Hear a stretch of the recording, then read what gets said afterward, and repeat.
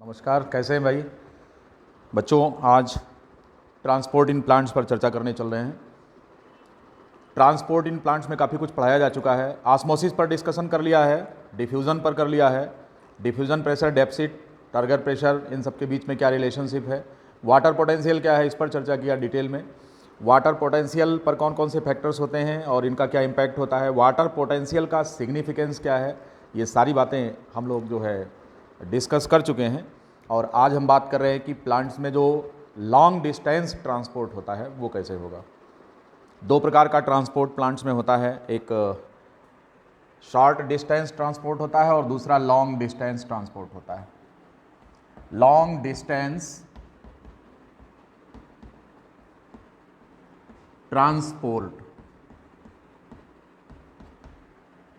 In plants.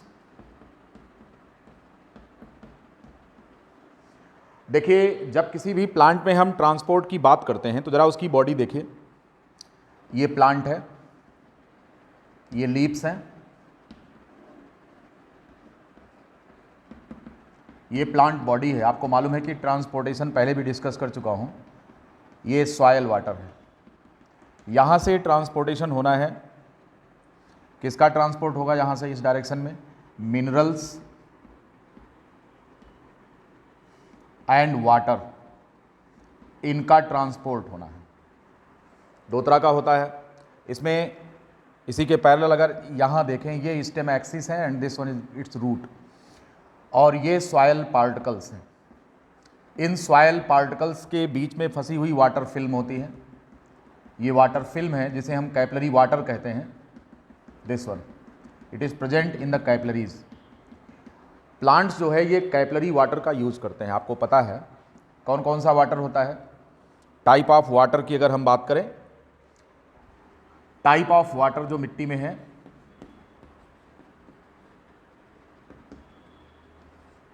इनमें पहला है हाइग्रोस्कोपिक। हाइग्रोस्कोपिक वाटर, ध्यान रहे कि it is the water vapour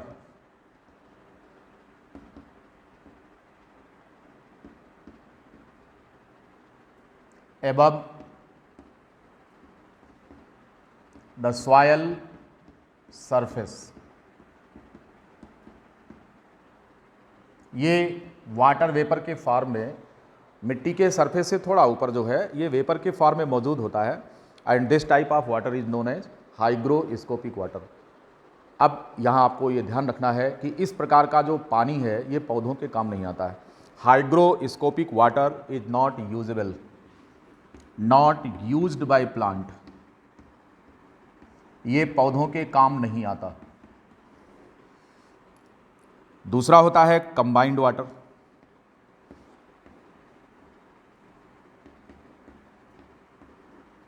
combined water, ये जो कंबाइंड वाटर है ये मिट्टी में कुछ साल्ट्स के साथ जो है कंबाइंड फॉर्म में मौजूद होता है और पौधों के काम नहीं आता है ये। तो अगर हम इसकी बात करें तो द वाटर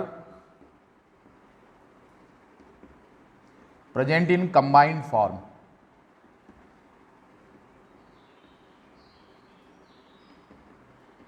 कंबाइंड फॉर्म, मिट्टी में ये कंबाइंड फॉर्म में साल्ट्स के साथ होता है and it is also not used. पानी का यह जो रूप है ये भी यूजेबल नहीं है। It can not be used by the plant.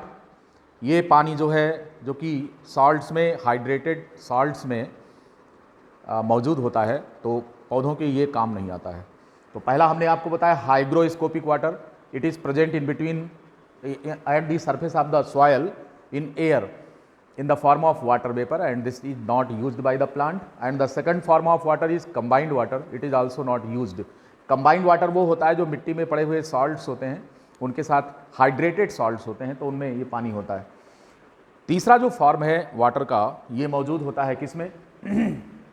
पानी का ये जो तीसरा फॉर्म है इसको ग्रेविटेशनल वाटर बोलते हैं। ग्रेविटेशनल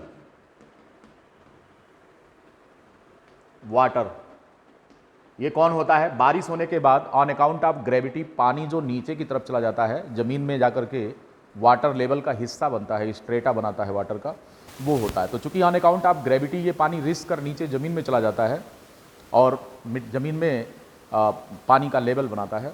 ये चूंकि इतनी गहराई में प्लांट्स की रूट्स होती नहीं हैं, इतनी गहराई में प्लांट्स की रूट्स होती नहीं हैं, इस वास्ते ये फार्म भी पानी का ये यूजेबल नहीं होता। किसके लिए? पौधों के लिए। ठीक है, तो gravitational water is also not used. तो ये हो जाएगा इट इज द वाटर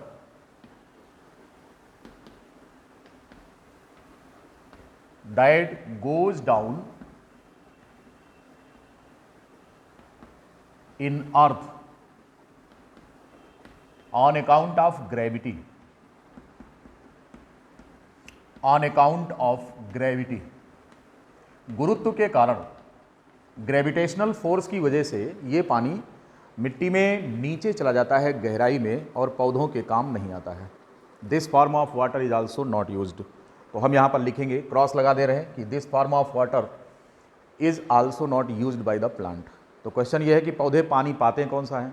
तो अभी तक आपने देखा हाइग्रोस्कोपिक वाटर नॉट यूज्ड, दूसरा हमने आपको बताया combined water it is not used, तीसरा हमने आपको बताया capillary water it is also not used. तो फिर किस फॉर्म में पानी यूज होता है, यहाँ पर ये ध्यान देना है। तो पानी वो यूज होता है जो कि सॉयल सॉल्यूशन के रूप में होता है।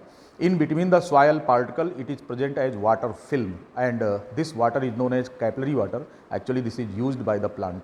तो आप इसको फोर्थ पॉइंट में भी यहाँ पर मेंशन कर लेंगे कि जो फोर्थ पॉइंट है पानी का वो ये है, the capillary water, capillary water it is present as water film, as water film in between soil particles।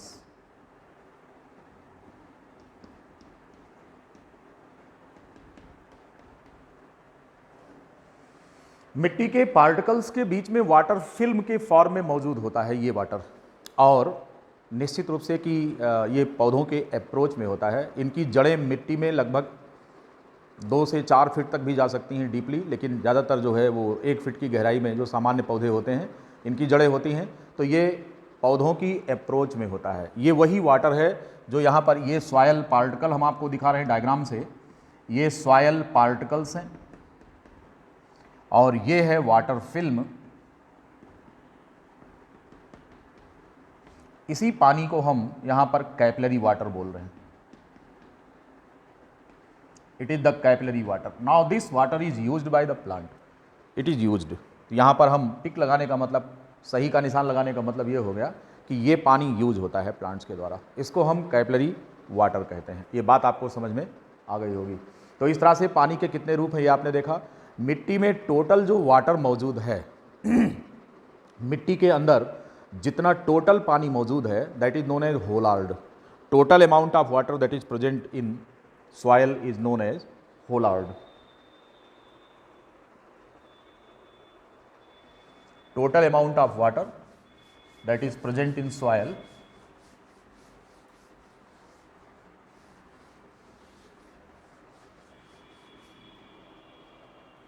the total amount of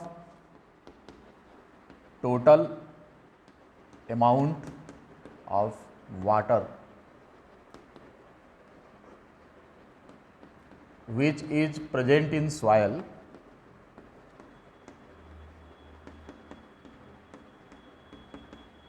is known as, एक टर्म यहाँ पर हम देते हैं, इसको हम कहते हैं holard. The total amount of water that is present in the soil and it is known as holard, HOLARD, holard कहते हैं। इसका वो हिस्सा जो पौधे यूज करते हैं उसको हम क्रेशार्ड कहते हैं, और जो पानी में जो पौधे नहीं यूज कर पाते हैं, मिट्टी में पड़ा रहता है और जो पानी पौधे के काम नहीं आता है, हम उसको एकार्ड कहते हैं। ठीक है, होलार्ड, क्रेसार्ड एंड एकार्ड। तो इसके 2 फॉर्म हैं, एक Hollard total amount of water हो गया और क्रेशार्ड एंड एकार्ड। अब यहां पर अगर हम देखें, जो क्रेशार्ड है ये पौधों के द्वारा यूज किया जाता है और ये यूज नहीं होता। एकार्ड, पौधे जिस पानी को, कैपिलरी वाटर जिसको कि पौधे टोटल नहीं यूज कर पा रहे हैं, हम उसे एकार्ड कहते हैं, और जो यूज कर लेते हैं उसे हम क्रेशार्ड कहते हैं। इस प्रकार से ये पानी के बारे में बात हो गई कि मिट्टी के अंदर जो पानी मौजूद है उसके कितने रूप हैं। अब बात करते हैं कि जब ये पानी यहाँ से एब्जॉर्ब हो जाता है तो एब्जॉर्प्शन की मैकेनिज्म क्या है, we will come to discuss in detail it. लेकिन यहाँ पर अगर हम बात करें कि पानी अगर जड़ों में आ गया है, ये रूट है, ये कौन है, रूट है, तो पहले पानी का जो मूवमेंट होता है वो हॉरिजॉन्टल होता है and it is not much influenced by gravitational force because it is running horizontally run कर रहा है parallel to the ground surface. जड़ों में पानी कुछ देर तक, रूट्स देखिए यहाँ से पानी एब्जॉर्ब होकर के इस दिशा में चल रहा है, तो यह जो है मिट्टी के सरफेस के पैरेलल होता है, अर्थ के पैरेलल होता है, इसलिए इस पर ग्रेविटेशनल फोर्स का इम्पैक्ट पड़ता तो है परंतु ज़्यादा नहीं होता है।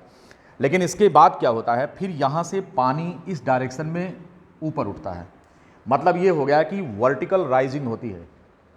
अब ये जो वर्टिकल राइजिंग हो रही है तो movement of solution takes place against the gravitational force, therefore the influence of gravitational force is experienced much. यहाँ पर ग्रेविटेशनल पुल होता है एक तरीके से, वो डाउनवर्डली, जैसे कि पानी ऊपर राइज कर रहा है तो इस पर ग्रेविटेशनल पुल लगेगा, वो नीचे की तरफ इसको खींचेगा और इसके ऊपर चढ़ाई का विरोध करेगा। इसका मतलब ये हो गया कि पानी को अगर राइज करना है, ऊपर चढ़ना है, तो अगेंस्ट द ग्रेविटेशनल फोर्स इसको मूव करना होगा। जाहिर सी बात है कि पानी अपने दम पर तो नहीं जा सकता है, यहाँ पर कुछ एडिशनल फोर्स होते हैं जो जिम्मेदार होते हैं, जो कि पानी को ऊपर ले जाते हैं। अब यहाँ पर ध्यान रहे कि यहाँ पर हम बार बार पानी तो कह रहे हैं, एक्चुअली ये क्या है, ये सॉयल सॉल्यूशन है, इसलिए हम सैप कहेंगे इसको। क्या कहेंगे, इट इज़ द सैप। अब ये जो सैप होता है रूट्स में एब्जॉर्ब होने के बाद ये वर्टिकल राइज करता है and it is known as ascent of sap. क्या कहेंगे इसको, it is known as ascent of sap. The rise of soil solution, the rise of soil solution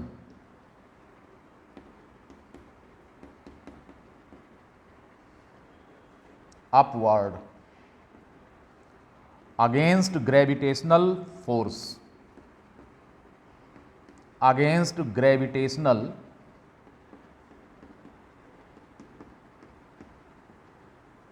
pull.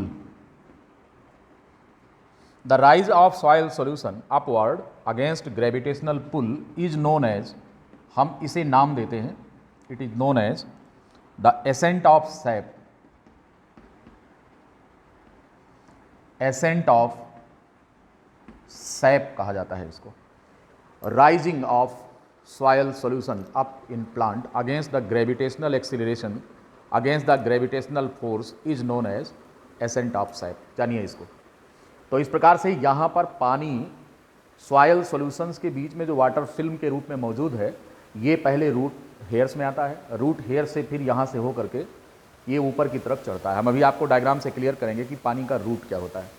अब आप ध्यान रहे कि पौधे की हाइट अलग अलग होती है। कुछ पौधे ऐसे होते हैं कि बहुत छोटे होते हैं, उनकी हाइट जो होती है कुछ सेंटीमीटर्स में होती है। कुछ पौधे ऐसे होते हैं जिनकी हाइट कुछ फीट में होती है। कुछ पौधे ऐसे होते हैं प्लांट जिनकी हाइट कुछ मीटर्स में होती है। ठीक है, आपने ये सारे कंडीशंस देख रखे हैं। और सबसे लंबा प्लांट जो है सिकोया, उसके बारे में भी आप जानते हैं कि जो है several feets, up to 100 feets rising होनी है वाटर की। तो इतनी ऊंचाई तक पानी जाने का मतलब अपने दम पर तो नहीं हो सकता है। और इस प्रकार से एसेंट ऑफ सैप जो यहाँ पर हो रहा है, हम इसे लॉन्ग डिस्टेंस ट्रांसपोर्ट भी कहते हैं। यही डिस्कशन हम यहाँ पर करने चल रहे हैं, long distance transports in plants. तो ये छोटी मोटी दूरी नहीं चलनी है, बल्कि सेवरल फीट्स, कुछ मीटर्स में ये दूरी तय करनी है पानी को। तो यहाँ पर ये अपने दम पर तो नहीं हो सकता है, निश्चित रूप से यहाँ पर कुछ प्रेशर अप्लाई होता है, यहाँ पर कुछ प्रेशर अप्लाई होगा, ये अपने दम पर नहीं होता है। ठीक है, ये अपने दम पर नहीं होता है, राइट, यहाँ पर ध्यान रखेंगे। तो इस प्रकार से जो है हमें ये देखना है कि ये कौन कौन से प्रेशर होते हैं जो कि एसेंट ऑफ सैप को प्रभावित करते हैं और एसेंट ऑफ सैप किसके दम पर होता है, ये बात हमें जाननी है। तो जो लॉन्ग डिस्टेंस ट्रांसपोर्ट होता है उसके बारे में सिंपल फैक्ट ये है कि अगर केवल सिंपल डिफ्यूज़न से ये मूवमेंट हो रहा हो, ध्यान दीजिए, सिंपल डिफ्यूज़न जो कि एक पैसिव प्रोसेस होता है, it is not going to use the metabolic energy, right. यहाँ पर मेटाबॉलिक एनर्जी का उपयोग नहीं हो रहा है। तो जो पैसिव ट्रांसपोर्ट होता है सिंपल डिफ्यूज़न की वजह से ये बहुत स्लो होता है। और एक एस्टीमेट जो कि आपकी एनसीईआरटी में दिया गया है, as per estimate given in NCERT, ये बात कही गई है कि 50 माइक्रोमीटर की जो दूरी है, यहाँ पर अगर हम देखें 50 माइक्रोमीटर की जो दूरी है,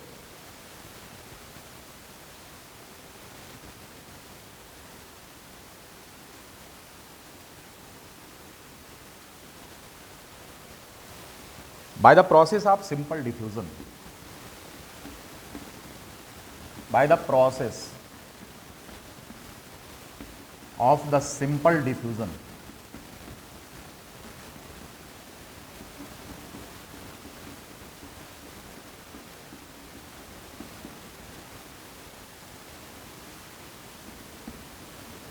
the soil solution moves, कितना मूव करता है, 50 माइक्रोमीटर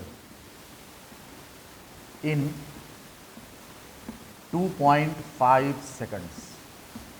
ये है पैरामीटर। ये बहुत इंपॉर्टेंट बात एनसीईआरटी ने लिखा है, मेंशन किया है, इसे आप जानिए। तो कह रहे हैं कि 50 माइक्रोमीटर की ये जो दूरी है, इसको सिंपल डिफ्यूज़न के द्वारा सॉयल सॉल्यूशन 2.5 सेकंड में तय करता है। 2.5 seconds, in 2.5 seconds the distance travelled by the cell sap is only 50 micrometre. ये बहुत ही छोटी दूरी है। 50 माइक्रोमीटर का मतलब ये हो गया कि 1 माइक्रोमीटर में 10 की पावर -6 मीटर होता है। इसका मतलब 1/, ये है। अगर हम देखें तो ये लगभग इतना मीटर की अगर हम बात करें तो ये बहुत छोटी दूरी हो गई, 1 माइक्रोन। तो 50 से मल्टीप्लाई कर लो। तब भी अगर हम बात करें कि अगर हम सेवरल मीटर्स इसको ले जाना है तो कई वर्ष गुजर जाएंगे पानी को इतनी दूरी तक पहुंचाने में, और इतने समय में तो पौधा सूख जाएगा। इतने समय में पौधा सूख जाएगा अगर इस रफ्तार से एसेंट ऑफ सैप हो। तो ऊपर पौधे के टिप पर बैठी हुई जो सेल है उसको पानी कई वर्षों बाद मिलेगा, और कुछ प्लांट्स तो ऐसे होते हैं कि कुछ महीनों में उनकी लाइफ साइकिल पूरी हो जाती है, तो वहाँ तक तो पानी मिला नहीं, तो पौधे का जीवन कैसे संभव है। तो इस वास्ते जो ये ट्रांसपोर्ट होता है, स्मॉल डिस्टेंस ट्रांसपोर्ट, ये तो सिंपल डिफ्यूज़न से पॉसिबल है, परंतु long distance transport is not possible even on behalf of this simple diffusion. तो आप यहाँ पर ध्यान दीजिए कि ये जो स्मॉल डिस्टेंस ट्रांसपोर्ट है ये तो पॉसिबल है। Small distance transport is possible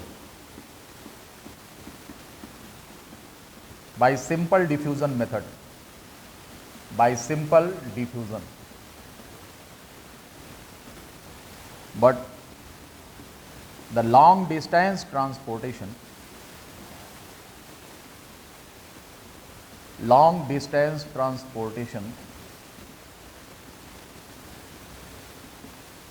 is not possible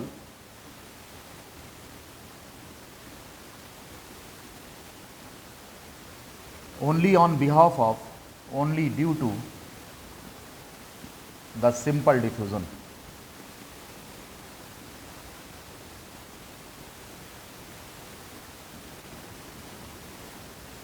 ये चीज़ है।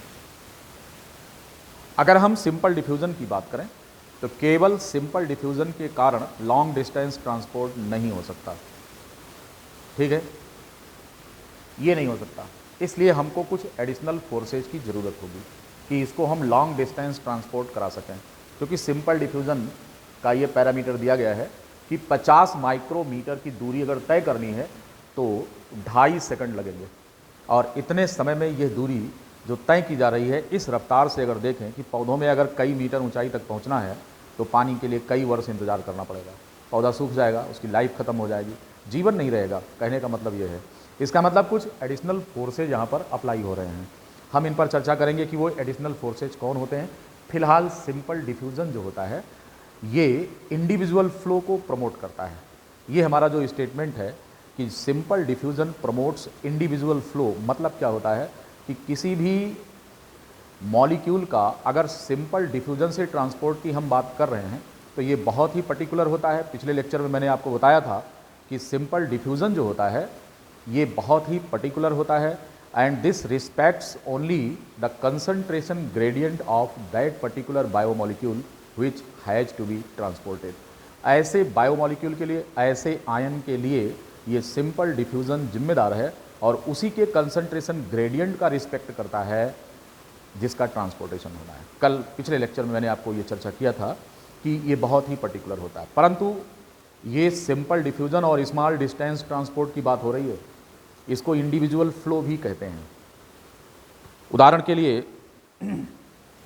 एक डायग्राम से एक बार फिर समझिए इसको।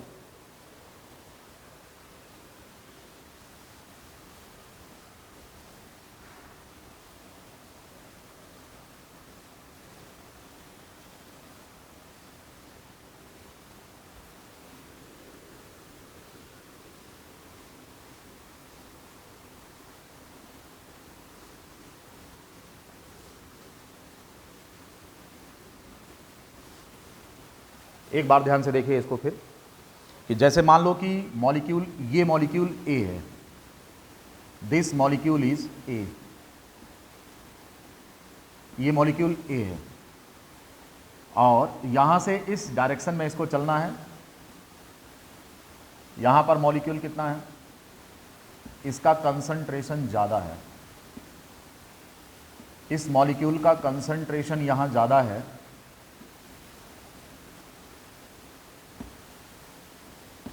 ऐसे ए। अब आप देख रहे हैं कि एक पर्टिकुलर डिस्टेंस पर कंसंट्रेशन ए का यहाँ पर इतना है और ए का कंसंट्रेशन यहाँ पर इतना है। अब एक मॉलिक्यूल बी है, मॉलिक्यूल जो बी है अगर हम देखें, मॉलिक्यूल बी का कंसंट्रेशन यहाँ ज़्यादा है, लेकिन इस तरफ मॉलिक्यूल बी का कंसंट्रेशन बहुत कम है। सिंपल डिफ्यूजन ये कहता है कि ए का मूवमेंट लो टू हाई, ये हाई टू लो होगा और इस तरीके से मॉलिक्यूल ए का जो डायरेक्शन होगा फ्लो का वो ये होगा, from higher concentration to lower concentration. यानी कि ए का मॉलिक्यूल का मूवमेंट इस डायरेक्शन में होगा। ये चैम्बर है, यहाँ पर आप देख पा रहे हैं 2 सेल हैं और यहाँ पर अगर हम सेल ए माने, इसको सेल बी माने, तो यहाँ पर डिफ्यूज़न के प्रोसेस की अगर हम बात करेंगे, सिंपल डिफ्यूज़न की बात कर रहा हूँ, तो simple diffusion higher concentration to lower concentration होता है। ठीक है, कमोबेश अगर हम इसे और इसको मिला लें, बी को और ए को मिला लें, तो ए और बी का जितना कंसंट्रेशन इधर है यही इस तरफ है। तो अगर हम ओवरऑल कंसंट्रेशन ग्रेडियंट सभी का कलेक्टिव माने तो मूवमेंट किसी डायरेक्शन में नहीं होना चाहिए क्योंकि दोनों तरफ लगभग बराबर कंसंट्रेशन है, लेकिन यहाँ ऐसा नहीं होता है। सिंपल डिफ्यूजन में मैंने पिछले लेक्चर में भी आपको बताया था कि हाइयर टू लोअर मूवमेंट होता है, लेकिन ये हाइयर और लोअर किसको, उसी मॉलिक्यूल के रिस्पेक्ट में देखा जाएगा। यानी कि अगर हम ए की बात कर रहे हैं तो ए का जो कंसंट्रेशन ग्रेडियंट है वो ए के ट्रांसपोर्ट के काम आएगा, ना कि बी के काम आएगा, और बी का जो कंसंट्रेशन ग्रेडियंट है वो बी के काम आएगा, ना कि ए के काम आएगा। अर्थात यहाँ पर बी को ए से कोई लेना देना नहीं है और ए को बी से कोई लेना देना नहीं है, और यह काम सिंपल डिफ्यूज़न के द्वारा हो रहा है। हम इसे इंडिविजुअल फ्लो भी कहते हैं। It is also known as, यहाँ पर क्या हो रहा है कि डायरेक्शन जो है हम फिक्स कर रहे हैं कि बी जो होगा वो सेल ए से बी की तरफ जाएगा और जो बी ए मॉलिक्यूल है वो बी से ए की तरफ आएगा। यहाँ क्या हो रहा है कि this process of simple diffusion respects the concentration gradient of specific biomolecules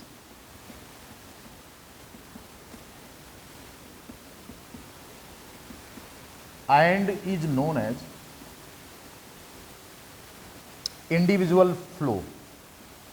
हम इसी को इंडिविजुअल फ्लो कहते हैं। याद रखेंगे इस टर्म को। इंडिविजुअल फ्लो का मतलब ये हो गया कि यहां पर सिंपल डिफ्यूजन एक पर्टिकुलर बायोमॉलिक्यूल के कंसंट्रेशन ग्रेडियंट का रिस्पेक्ट कर रहा है, एक पर्टिकुलर बायोमॉलिक्यूल के कंसंट्रेशन ग्रेडियंट का रिस्पेक्ट कर रहा है, इसलिए इसको हम इंडिविजुअल फ्लो कहते हैं। लेकिन ध्यान रहे कि जब कोई एक्सटर्नल फोर्स यहां नहीं लग रहा है तब ऐसी स्थिति है। अगर कोई एक्सटर्नल फोर्स बाहर से लगे तब क्या होगा? तो हमें ये देखना है कि एक्सटर्नल फोर्स बाहर से कौन सा अप्लाई हो रहा है। अभी मैंने आपसे चर्चा किया कि simple diffusion is responsible for very short distance transportation, but for very long distance transportation the simple diffusion on behalf of its own is not sufficient to make the transport. Therefore, some additional forces required here for the transport of biomolecules in such situation. अगर बहुत लंबी दूरी का transport करना है तो हमको बाहर से कोई एडिशनल फोर्स यहाँ पर अप्लाई करना पड़ेगा। ये बात समझ में आ गई? तो इसीलिए इसको हमने इंडिविजुअल फ्लो कहा है। अब आइए और हम बात करते हैं कि लॉन्ग डिस्टेंस ट्रांसपोर्ट अगर होना है तो वो कौन सा फ्लो होगा। वो मास फ्लो कहलाएगा और प्रेशर फ्लो भी कहेंगे उसे। मास फ्लो, और इसको समझाने के लिए प्रेशर फ्लो हाइपोथेसिस दी गई है। आप बात को समझिए कि प्रेशर फ्लो क्या होता है। अब हम ये कह रहे हैं कि चूंकि सिंपल डिफ्यूजन में कंसंट्रेशन ग्रेडियंट के अकॉर्डिंग मूवमेंट हो रहा था, लेकिन अगर हम इस साइड से एक प्रेशर अप्लाई कर दें, जो प्रेशर काफ़ी ज़्यादा है, और इस प्रेशर की वजह से कोई भी बायोमॉलिक्यूल अपने कंसंट्रेशन ग्रेडियंट का ध्यान नहीं रख पाता। क्यों? Because the external pressure is applied. बाहर की तरफ से एक प्रेशर अप्लाई हो रहा है तो वो अपने कंसंट्रेशन ग्रेडियंट का रिस्पेक्ट करने की स्थिति में नहीं है, because it is under the effect of external pressure that is very high in magnitude, जिसकी वैल्यू ज़्यादा है। तो वो अगर इधर से लग रहा है तो ये जो बायोमॉलिक्यूल्स होंगे इनका ट्रांसपोर्टेशन इंडिविजुअल फ्लो ना होकर अब मास फ्लो होगा। और ऐसा इसलिए है because this flow is because of pressure, external pressure, इसीलिए इसको हम प्रेशर फ्लो भी कहते हैं। क्योंकि यहाँ पर बायोमॉलिक्यूल्स चाहे जैसा उनका कंसंट्रेशन ग्रेडियंट हो, सारे के सारे मिलकर सब एक दिशा में भगने लगते हैं, इसीलिए इसको मास फ्लो कहा जाता है। दो बातें याद रखेंगे। प्रेशर फ्लो इसलिए because this flow is due to the application of external force. एक एक्सटर्नल प्रेशर अप्लाई हो रहा है, इस वजह से ये यहाँ पर फ्लो हो रहा है, तो हम इसको बोलेंगे प्रेशर फ्लो। और चूँकि सारे मॉलिक्यूल्स अब एक साथ मिलकर भाग रहे हैं, मास में फ्लो हो रहा है, इसलिए इसका नाम पड़ा मास फ्लो। तो दो बातें आप जान लीजिए कि under the effect of high pressure, individual flow तो आप समझ गए, लेकिन अब अगर हम कोई प्रेशर बाहर से लगा देते हैं, under the effect of very high pressure, under the effect of and external pressure, external pressure की बात करें अगर, all the biomolecules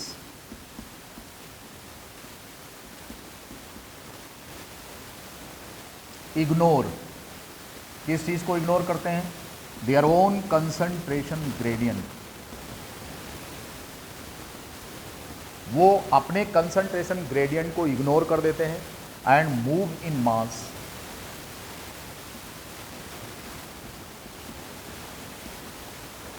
ये मास में मूव करते हैं, इसलिए हम इसे मास फ्लो कहते हैं। It is also known as mass flow. और क्यों हो रहा है? Because it is under the effect of external pressure. क्योंकि ये एक्सटर्नल प्रेशर के प्रभाव में हो रहा है, it is under the effect of external pressure here.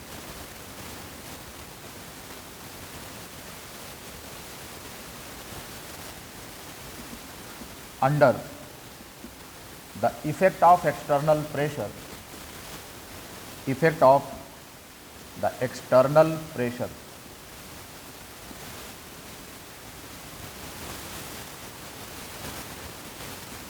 it is also known as pressure flow। हम इसे प्रेशर फ्लो के नाम से भी जानते हैं। This one.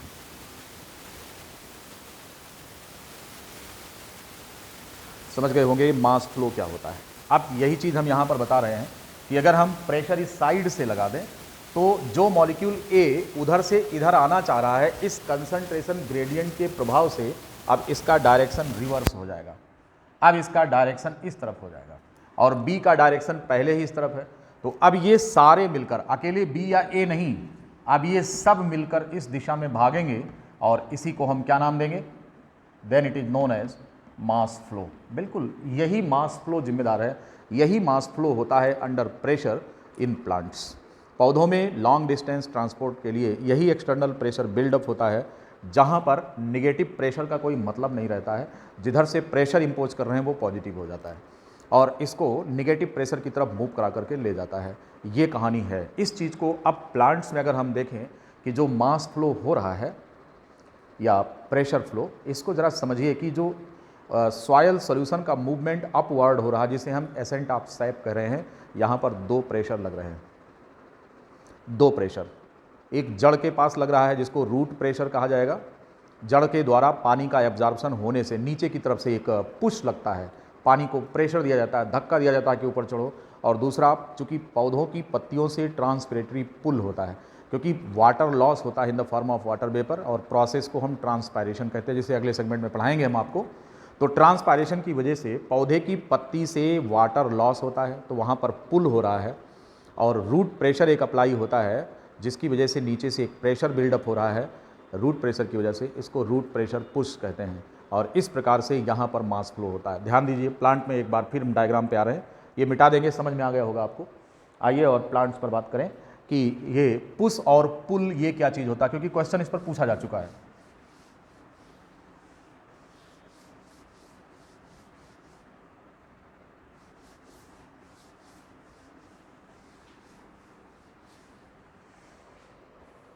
क्वेश्चन पूछा जा चुका है।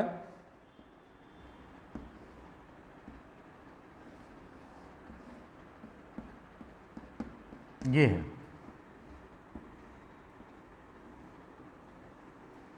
ये है root hair, this one, it is the root hair.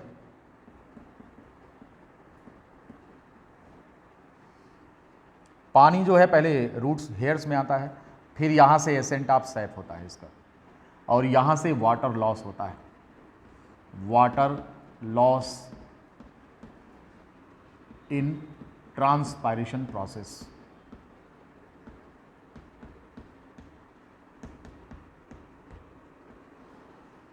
यहाँ पर जो प्रेशर लग रहा है ना, हम इसे पुल कहते हैं।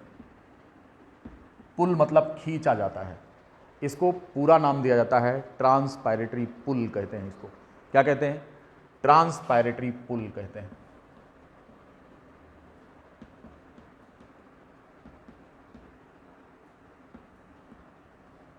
ये होता है, यानी कि जो पानी है, जो वाटर कॉलम यहां बन रहा है, ये वाटर कॉलम है,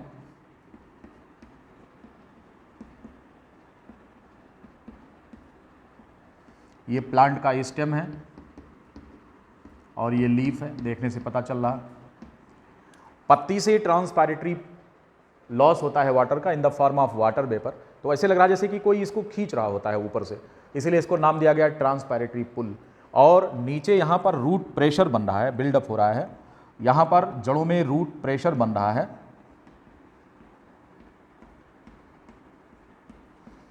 इसीलिए इसको रूट प्रेशर पुश कहा जाता है। तो एक प्रेशर नीचे से होता है पुश और ऊपर से होता है पुल। आप पुल को इस प्रकार समझ सकते हैं कि जैसे आप कोल्ड ड्रिंक पीते हैं, कोल्ड ड्रिंक, उसमें पाइप डालकर मुंह से सुड़कते हैं, ऐसे खींचते हैं उसको। अब जब आप खींच रहे हैं, यही की चीज़ क्या है? ये ट्रांसपायरेटरी पुल है। यानी कि कोल्ड ड्रिंक जब आप पी रहे होते हैं, उसमें पाइप डाल करके सुड़कते हैं, उसको खींचते हैं, तो एक सक्शन प्रेशर ऊपर की तरफ से बिल्ड होता है और पानी नीचे उसमें पाइप से होकर ऊपर चढ़ता है और आप उसका एंजॉय करते हैं। तो ये जो है एक पुल है, बिल्कुल ठीक उसी प्रकार से जैसे आप पानी को सुड़क रहे हो, तो पानी यहाँ से खींचा जा रहा है। किस विधि से खींचा जा रहा है? ट्रांसपायरेशन की प्रक्रिया में पानी को हम खींच रहे हैं, तो इसको ट्रांसपायरेटरी पुल कहेंगे। यहाँ पर निगेटिव प्रेशर होगा और जहाँ से धक्का लग रहा है, इस पर कौन सा प्रेशर होगा? पॉजिटिव प्रेशर होगा। तो यहाँ का जो प्रेशर होता है पॉजिटिव होता है और इधर का जो प्रेशर होता है वो कैसा होता है? निगेटिव प्रेशर होता है। और यहाँ पर पॉजिटिव प्रेशर होता है। क्यों ऐसा होता है? क्योंकि यहाँ से प्रेशर लग रहा है, धक्का दिया जा रहा है और ऊपर से पानी को खींचा जा रहा है। तो सक्शन, जहाँ पर भी सक्शन होगा, पानी चूसा जाएगा, वहाँ पर निगेटिव प्रेशर बिल्डअप होगा और जिधर से पानी मूव करके इस डायरेक्शन में आ रहा है वहाँ पर पॉजिटिव होगा। क्योंकि आपको हमेशा पता होना चाहिए कि पानी का जो मूवमेंट होता है वो high water potential zone to low water potential होता है। तो जब पानी को यहाँ से पुल किया जाएगा, खींचा जाएगा, तो वाटर पोटेंशियल की वैल्यू यहाँ पर निगेटिव हो जाएगी और पॉजिटिव कहाँ पर रहेगी? नीचे रहेगी। इसलिए धड़ाधड़ पानी इसमें से प्रेशर मारकर ऊपर की तरफ चढ़ता है। ये बात समझ में आ गई? तो यहाँ पर ये कॉन्सेप्ट हो गया पुश का एंड पुल का। अब क्वेश्चन ये है कि जैसे कोई कुएं में गिरा हुआ है, कोई कुएं में गिर गया है, अब बाहर लोग उसको निकालना चाहते हैं तो कुएं में रस्सी डाल दिया है कि भैया रस्सी पकड़ लो और हम खींच रहे हैं। अब ये काम बहुत आसान हो जाएगा अगर उस कुएं में दूसरा आदमी हो। तो एक आदमी दूसरे को नीचे से धक्का दे रहा है और ऊपर वाला क्या कर रहा है? उस रस्सी से खींच रहा है। तो रस्सी से जो खींच रहा है वो क्या कर रहा है? वो पुल का काम कर, और नीचवा से जो धक्का मार रहा है वो क्या कर रहा है? वो पुश का काम कर रहा है। लेकिन ये इस पर डिपेंड करेगा कि वो आदमी ऊपर पहुंचेगा या नहीं। ये इस पर डिपेंड करेगा कि रस्सी मजबूत कितनी है। अगर रस्सी कमजोर है, बीच में टूट गई तो जौन कुआं में गिरा है नीचवा गिर जाई, फिर रह जाइए अंदर। तो इसलिए हम कह रहे हैं कि रस्सिया टूटे ना पावे। ये रस्सिया कौन है? यहाँ पर वाटर कॉलम को हम स्ट्रिंग कहेंगे, रस्सी कहेंगे। ये वाटर कॉलम मेंटेन हो रहा है जाइलम बेसिल्स के अंदर। इस प्रकार से इसकी टेंसाइल स्ट्रेंथ होती है, ये ब्रेक नहीं करती है कभी। अब क्वेश्चन ये है कि ये ब्रेक क्यों नहीं करती है? यही वो कॉन्सेप्ट है, यही वो लॉजिक है जो पानी को ऊपर की तरफ राइज करा रहा है। एसेंट ऑफ सैप में हम इसी फोर्स को देखेंगे, यहीं पर बात करेंगे इसके बारे में। तो अब आप समझ गए होंगे कि पुश और पुल क्या होता है। तो ये वाटर कॉलम है, इसमें हैज द टेंसाइल स्ट्रेंथ। यहां पर इसकी टेंसाइल स्ट्रेंथ होती है जो इसको मूव कराता है ऊपर की तरफ। तो इस प्रकार से अब ध्यान रहे कि ये कॉलम ब्रेक ना करने पावे। अगर कॉलम ब्रेक हो गया तो फिर पानी का मूवमेंट ऊपर की तरफ नहीं होगा। और यही वो कॉलम है जो मेंटेन रहता है और इसकी अपनी एक स्ट्रेंथ होती है, ये टूटता कभी नहीं है। वो कौन से फोर्सेज हैं जो इसकी टेंसाइल स्ट्रेंथ को मेंटेन करते हैं, इस पर चर्चा करना। ये वही फोर्सेज हैं जो एक्सप्लेन करते हैं एसेंट ऑफ सैप को। इतनी बात समझ में आ गई? अब आइए और हम चर्चा कर रहे हैं कि ये जो पानी का जो मूवमेंट यहाँ से हो रहा है, यहाँ से ऊपर की तरफ जाने की ये जो टोटल प्रक्रिया है, ये किन विधियों से होती है? तो बेसिकली ये दो विधियों से होती है।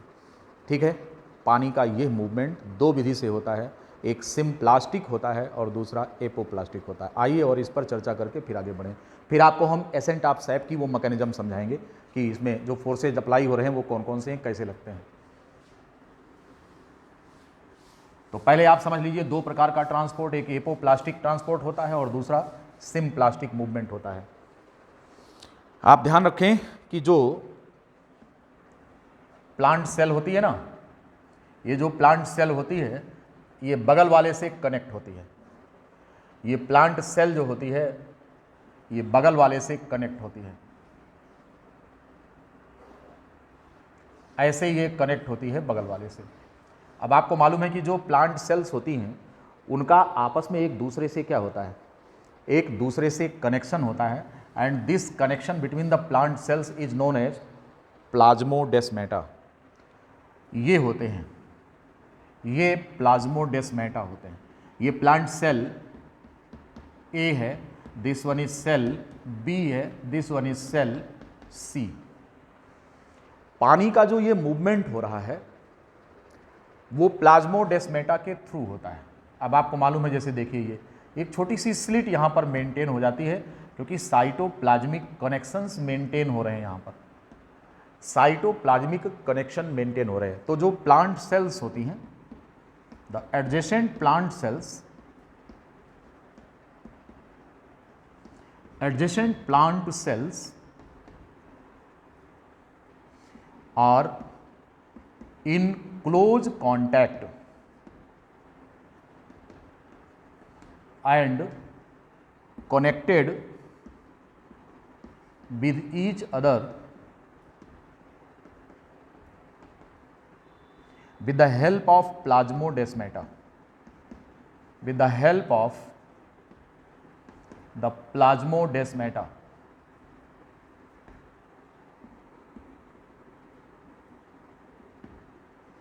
ये है स्ट्रक्चर पूरा, प्लाज्मोडेस्माटा। प्लाज्मो का मतलब होता है, ये जो सेल सैप है इसकी बात कर रहे हैं, और डेस्मा मीन्स होता है थ्रेड, वो धागे नुमा साइटोप्लाज्मिक थ्रेड होता है, इसी को हम प्लाज्मोडेस्माटा कहते हैं। साइटोप्लाज्मिक थ्रेड जिसमें कुछ प्रोटीन इन्वॉल्व होते हैं इसको बनाने के लिए। तो इस प्रकार से एक धागे नुमा स्ट्रक्चर जो प्रोटीन मेड है, एक प्लांट सेल को दूसरे से कनेक्ट कर रही है, और इस प्रकार से साइटोप्लाज्मिक थ्रेड जब कॉन्टिन्यूएशन मेंटेन करता है तो इसके दोनों तरफ एक झिर्री बन जाती है, एक स्लिट बन जाती है। हिंदी में हम झिर्री कहते हैं, इंग्लिश में इसी को हम स्लिट कहते हैं। तो इस प्रकार से यहाँ पर अगर हम देखें तो जो धागे का विस्तार इसमें हुआ है, एक सेल दूसरे से कनेक्टेड है, तो यहाँ पर बीच में ये झिर्री बन रही है, एक स्लिट बन रही है। ये क्या बन रहा है? स्लिट बन रहा है। और ध्यान रहे कि यह जो स्लिट है यहाँ पर, इसी स्लिट के थ्रू एक प्लांट सेल से दूसरे में क्या होता है? ट्रांसपोर्टेशन होता है। अगर हम एनिमल सेल की बात करें तो वहाँ पर गैप जंक्शंस होते हैं इस प्रकार के ट्रांसपोर्ट के लिए। आप चर्चा कर चुके हैं, हम स्ट्रक्चरल ऑर्गेनाइजेशन इन एनिमल में इस बात को बता चुके हैं कि जो एपिथेलियल सेल्स होती हैं एनिमल्स में, तो दो सेल्स के बीच में गैप जंक्शन होता है, कम्युनिकेटिंग जंक्शन होते हैं, जहाँ से कि प्रायः सिंपल साइज के मॉलिक्यूल प्लस आयंस और कभी कभी बायोमॉलिक्यूल्स जो बड़े साइज के, इन सब का ट्रांसपोर्टेशन इधर से हो रहा है। बिल्कुल ठीक उसी प्रकार से अपने पड़ोसी कोशिका से अच्छे संबंध रखने के लिए यहाँ पर एक जो नेबर सेल है, ये अपने बगल वाले से अच्छे रिलेशन, हेल्दी रिलेशनशिप रखती है, और ज़रूरत पड़ने पर किसी बायो मेटाबोलाइट को इधर से इंपोर्ट कर लेती है, और अगर उसे ज़रूरत पड़ती है तो इधर से एक्सपोर्ट कर देती है। बस ध्यान ये रहे कि ये जो प्लाज्मोडेस्माटा के दोनों साइड में जो स्लिट्स बन रहे हैं, इन्हीं स्लिट के थ्रू अगर किसी भी एक सेल में किसी फंगस का इन्फेक्शन हो गया है तो बगल वाली सेल को अपनी चपेट में ले लेगा। इस प्रकार से जो इंट्रासेलुलर हाइफी यहाँ पर डेवलप होते हैं, फंजाई की ग्रोथ होती है, वो प्लाज्मोडेस्माटा के थ्रू ही होती है। Even in viruses also, you know, in tobacco plant the infection of virus takes place, that is tobacco mosaic virus. ये जो टोबैको मोजेक वायरस है, इसकी भी स्प्रेडिंग सेल टू सेल किस रास्ते होती है? It takes place through the plasmodesmata.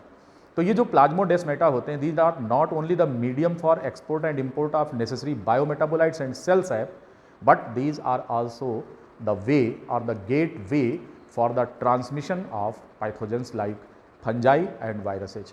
तो फंजाई और वायरस का एक सेल से दूसरे में ट्रांसपोर्ट का ये माध्यम हो सकता है। ये बात समझ में आ गई आपको? तो इस तरीके से अगर देखें यहाँ पर, तो प्लाज्मोडेस्माटा से होकर पानी के जाने की बात कर रहे हैं। अगर इस प्रकार का मूवमेंट हो रहा है जहाँ पर पानी और मिनरल एक सेल से दूसरी सेल में जा रहे हैं, तो इस प्रकार के इंट्रासाइटोप्लाज्मिक ट्रांसपोर्ट को हम सिम्पोर्ट कहते हैं। यानी कि पानी का जो मूवमेंट हो रहा है, ध्यान दीजिए कि अगर पानी का मूवमेंट एक सेल से दूसरे सेल में साइटोप्लाज्म के थ्रू हो रहा है, वाटर ऐसे सेल टू सेल मूवमेंट हो रहा है, तो such kind of movement is known as symplastic movement. Note करेंगे इसको, ये नीचे वाला मिटा दे रहे हैं।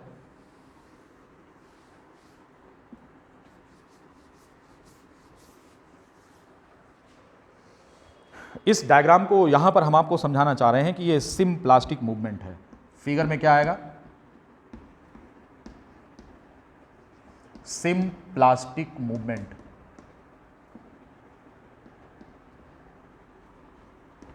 ऑफ सेल सैप, हम इसे इंट्रासेलुलर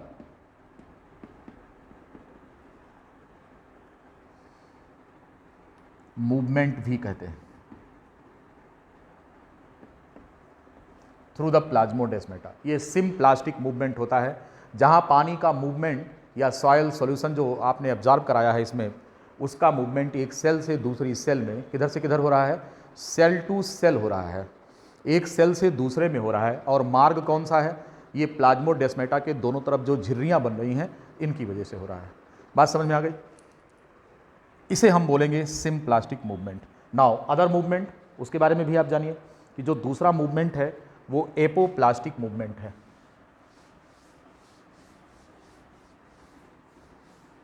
जो दूसरा मूवमेंट है वो एपोप्लास्टिक मूवमेंट है। एपोप्लास्टिक मूवमेंट अभी हम आपको इस डायग्राम से दिखा रहे हैं। सपोज करो कि जैसे ये प्लांट सेल, ये प्लांट का रूट है, रूट का ट्रांसवर्स सेक्शन काटा गया है। ये जो लेयर है ये एंडोडर्मिस है, एंडोडर्मिस है। इसके इस तरफ ये कॉर्टिकल सेल्स होती हैं, ये कॉर्टिकल सेल्स होती हैं,